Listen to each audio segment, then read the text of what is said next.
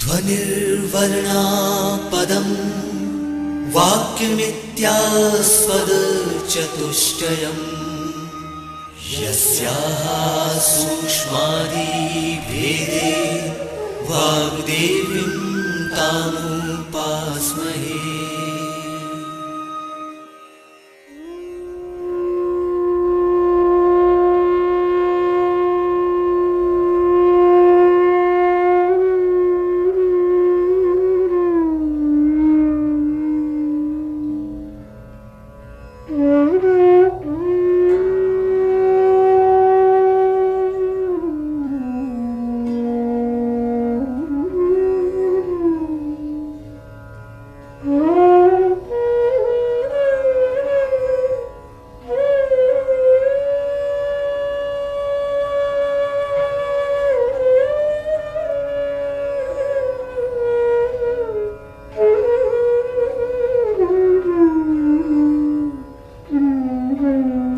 Electronic Media Production and Research Center EMPRC of Madhya Pradesh Bhoj Open University presents its audio program Tribal Situation in India. To deliver a lecture on this topic, we have invited renowned anthropologist Professor Vinay Kumar of Delhi University. This audio program is edited and directed by Amar Bahadur Yadav. Let us listen to the audio lecture on tribal situation in India.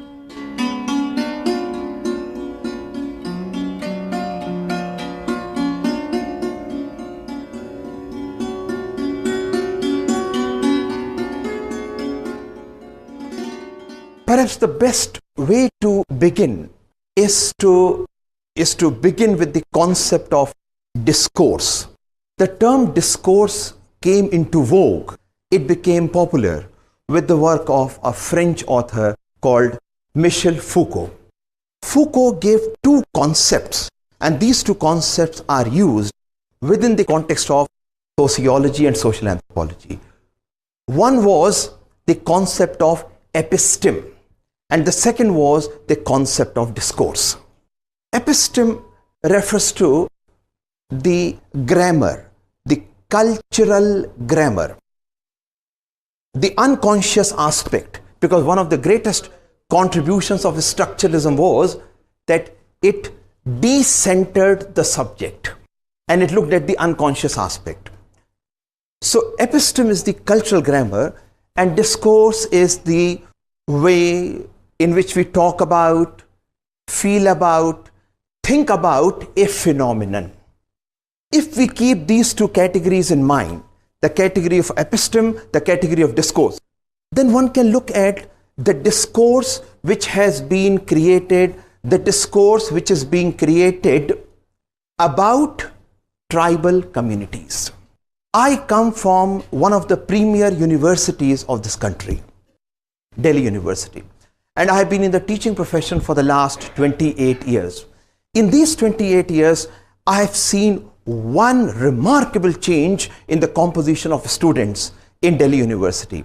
When I joined as a lecturer in social anthropology in 1985, a large number of these students used to come from Bihar and Odisha. Now a large number of these students come from the northeastern part of India. They are from different tribal communities of the Nagas, they are the Mizos, they are from various tribal communities of Manipur, and surely the composition has changed. Once, I decided to conduct some kind of a study, because my humble submission is that social anthropologists and sociologists are always field working. They're always looking at the situation, they're always analyzing, they're always critically examining these things. So this kind of field work I carried out on these students, asking basically the question, why did they join anthropology? What motivated them to come to anthropology? And one of the answers which I got was that they wanted to research into their own communities. They wanted to know about their own people, and they had become so much disillusioned with the writings of the anthropologists that they thought that this was the ripe opportunity, the best time to learn anthropology, carry out a fieldwork in their own community, and correct the inaccuracies which have been committed by the colonial anthropologists. Now, this is a remarkable change which has occurred. Two types of discourses. One discourse was, which I would call discourse from above. We are talking about the tribal community. We are not tribal. We do not have any of those characteristics which are proverbially, which are stereotypically associated with tribal communities, beginning from that they are at the lower level of development or evolution to that they are a cultural isolate. This is one discourse. Have we ever called some tribal communities or people from tribal communities and asked them to talk about us? Let's reverse the equation. What they have to say about us, they are also creating a discourse about us, the so-called non-tribal people. Against this background, many of these students whom I interviewed, they did not like to use the term tribe for them. They thought the term tribe was derogatory. It was pejorative. It must be replaced by some other term. And one of the suggestions which has come in anthropology is that instead of calling them tribe or by any other term, we should call them community. After all, the concept of tribe is certainly not indigenous. This is one point. And many people have written on this that it is a colonial construct. Surely it is a colonial construct. But let us ask, what have the tribes been calling themselves? I mean, the first question is, when you go to conduct a study of the tribal community, ask them, who are you? Who are you? Which term do they use for themselves? I have never come across in my study with the Baigas, in my study with the Nagas, in my study with the other communities, and I myself carried out a field study of the Rabaris of Gujarat and Rajasthan. They do not use the term Adivasi. These terms have been used by others. Adivasis, Vanavasi, Vannavasi, all these terms have come from the discourse which is being created outside. Which term have they used? They use the term Jati. We are Oraon Jati. We are Munda Jati. We are Sehriya Jati, or simply by their name. This throws another light or another perspective on what we understand by the term Jati. I personally think that Jati is a mode of taxonomy. Jati is a mode of classification. It is a way in which communities are classified. One community is separated from the other community, and each community has its own subculture. Therefore, if this is the scenario, then the externalistic discourse being created from outside, this is separating the tribal communities from other kinds of community and looking for the so-called, underquote, the pristine characteristics of tribal communities. The pristine characteristics of tribal communities. What is it which is surviving from the past? Perhaps we are no more different from Edward Tyler, who called the tribal communities social forces, or Morgan, who called them the survivors of the past. In other words, the whole equation of the discourse has to change in this particular context. If this discourse has to change, then what is the paradigm one is going to adopt? What is the perspective one is going to adopt?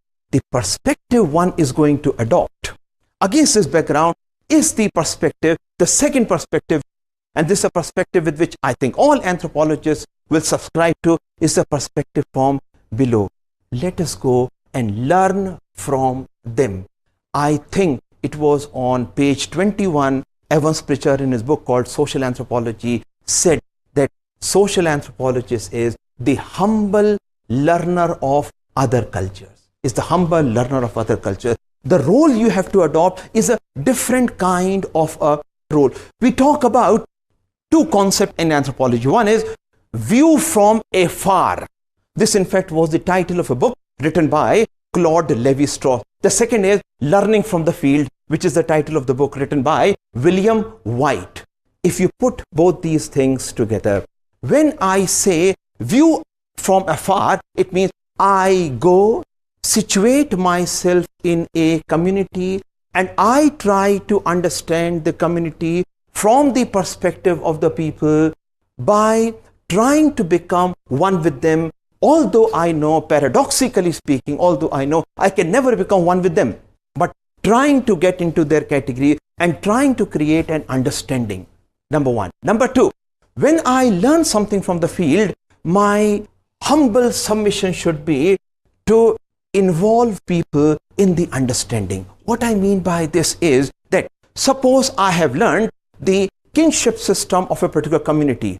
Why shouldn't I tell them that this is your kinship system, what you have to say about it? What are your comments on this? Actually, today in this global world, anthropology and other social sciences are being created in a context where those whom we study are reading what we write on them. Bygone are the times when we could write anything on the tribal community and forget about it. If this is so, that we have to involve people with whom we are working. Now, the context is very different, and it is against this background, all these concepts of participation, participatory approaches, all these concepts have come up. But there are three aspects here. Number one, the first aspect is involve people. How do we involve people? Look at the logistic aspects of the whole thing. How do we involve people? What do we actually do? And what is actually done? This whole idea of underquote felt needs of the people. How do we get an idea of the felt needs of the people? Is there one point of view? I don't think so. Social reality is always contested. And today we know that what men want in a community is not what women want in the community. What young people want in the community is not what the old people want in the community. Whose point are we representing? Whose view are we taking into account? These are important questions. Most of these focus group interviews which are conducted by development personnel in the community, most of these are in fact taking the opinion of the vocal section. My main criticism of this PRA, etc., all these approaches is that they try to have a homogeneous view. They try to arrive at some kind of a view which is uniform view, so that everyone agrees to this, which in fact may not be really true. Thus, there are two aspects here. Number one, there are practices of the people which people themselves want to change. You know, in my work with the Rabaris, I found that all these Rabaris wanted that when there is a social gathering, when there is a panchayat meeting, okay, all the Rabaris should come in their traditional dresses. They should all be in their traditional dresses, but not on other occasions. No Rabari ever said that they want to keep the death and marriage feasts because it is a strain on the economy of the person. People themselves want to change. I have never heard of a community which wants to keep alive the practice of infanticide, or keep alive the practice of polyandry, or keep alive the practice of headhunting. I have not heard any Naga coming and telling me that we want to start it. Of course, when it was practiced, there was an explanation for this. Look at the book by Hashim Riva, and he is trying to give an explanation of why headhunting was practiced. But Hashim Riva is not saying that you practice headhunting. In other words, communities themselves want to change. In this background, now comes the second thing, something which I have learned from the writings of D.N. Majumdar. I've been a great admirer of D.N. Majumdar, and especially his idea called culture of development. I don't think many people have paid attention to this idea of culture of development, except a couple of writings here and there. But this has really impressed me, that when will development become sustainable? When the community itself is looking after development. Fine. We have a number of case studies which subscribe to this, that where communities have looked after their forests, they have done much better where forests have been given to other agencies rather than the community. All right. But the second thing is that when development becomes a part of the culture of people, it will be able to pass down, it will be transmitted in the same way as other aspects of culture are transmitted. In this context, Majumdar proposed what has come to be known as, or for which I will use the term, dialogic approach. The first role will be to learn from people, where the researcher is the humble learner, learn the other cultures. The second is initiate a dialogue with people. I tried this in my own work. Of course, I did not work on the developmental aspect. I am a traditional anthropologist working on the traditional area. But once, you know what happened, I contacted scabies while I was doing my field work, and I didn't know what was happening. Whenever I was taking off my clothes, I used to have a lot of itching. And I returned to Delhi. I came back to Delhi to consult my brother, who is a skin specialist, and he said this is scabies, and I was confined to the house for 72 hours, and the scabicide lotion was applied on me. And then he said, how did you do it? And then he explained to me the whole thing, that it is caused by mites which live in the beddings of people, and so on and so forth. I went back and started a dialogue with the people. You know what is happening to you? And you can do it. You can do it. Why you can do it? Because you have adopted the role of a humble learner. You have adopted the role of a friend rather than the role of a facilitator. Something which I don't like, where you come and say, yes, sit down, now tell us what it is. Where you're trying to get the homogeneous view from the people who are vocal. So once you initiate the dialogue, let people defend their institution. You also defend your institution. In the same way, such dialogues are initiated in household. It's a common thing. Once this dialogic approach comes up, things are bound to be very, very different. And with this kind of an idea, the initiating a dialogue. Someone was speaking about these houses which were built for tribal community, and they didn't move. Why they didn't move? Did we initiate a dialogue with the people? Did we go and ask them? And if they are telling us about our follies, then have we tried to correct them? If we are learning from them, they are also learning from us. Therefore, today, this distinction between we and they is not really a concrete empirical distinction as it used to be at one point of time. If I am not mistaken, today we and they is simply a vantage point of observation. I can study my own family as if my family were the they, and I can study other community with the same perspective. Is a frame of mind which becomes much more important.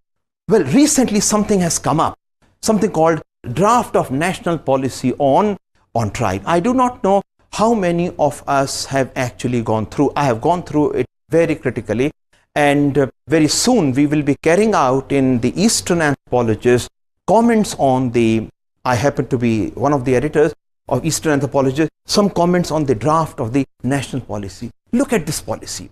And I think one cannot talk about tribal culture and sustainable development unless we keep in mind what is happening at the level of the nation, what is happening at the level of the Ministry of Tribal Affairs, and what kind of a discourse is being created there. One thing we find is the lack of consensus about the number of tribes in India. The second thing, you look at tribal life in India. The recent issue has come. It says there are 300 scheduled tribes in India. Look at a Peoples of India project. It says 461. The policy says 698. Of course, I counted from the list 498 tribal communities. If you look at this draft of the policy, the first thing which strikes you as a student of anthropology is that it says that our aim is to bring the tribe into the mainstream of Indian society. Nowhere we have tried to explain what is this mainstream. You go to South India, the mainstream is different. You go to the Naga communities, the mainstream is different. And people are like the Chinese used to be at one point of time. China was called Chungko, and they thought that they are at the center. Each community think that they are at the center. So the people in the South would say, this is mainstream, you come and merge with us. We have to define these concepts very carefully. Now, what happens is that it says that tribes have to be brought in the mainstream. And finally, they have said the tribal culture should be assimilated. There's a big confusion here. Perhaps the authors do not understand that one policy belongs to a different group of thinkers and another policy belongs to a different group of thinkers. In this draft of the national policy, no attention has been paid to the changes which have come in tribal communities. There's one point which I have noted is a large number of domestic servants in the houses of South Delhi where I live. They happen to be from tribal communities. And you are also told there are no tribes in Delhi. These people are not going to go back. I mean, they are going to live in Delhi. Entire scenario has changed. All these changes which have occurred, these changes have not been taken into consideration. Against the background of this policy, we need to discuss, and this is urgent, we need to discuss the distinction between three concepts: policy, approach, and programs. Because my intuitive understanding is, I won't be very clear on this, that it is from policy that the approach flows, and it is from the approach that various kinds of programs come. In case our policy is going to be the policy of integration, although Constitution nowhere mentions that the policy is of integration, and the policy of integration is derived from the 5 premises which Jawaharlal Nehru gave to the second edition of Varier Elvin's philosophy for NEFA. So if integration is the policy, then what kind of approach should we take and what should be the nature of the program? It is in the context of this macro level that we have to study the micro situation. We have to change the grammar of our discourse. We cannot think of imposing something on the people because the entire thing has changed. Today, tribal communities are global actors. Today's society is one of global culture and world society. We cannot think of the kind of discourse which was created by the colonial anthropologists. Thank you very much.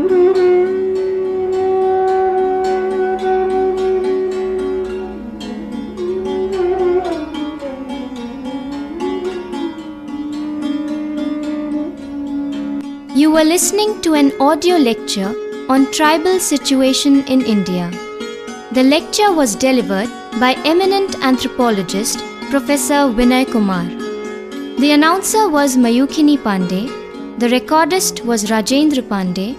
This program was edited and directed by Amar Bahadur Yadav. This audio program was produced and presented by Electronic Media Production and Research Center, EMPRC of Madhya Pradesh, Bhoj Open University.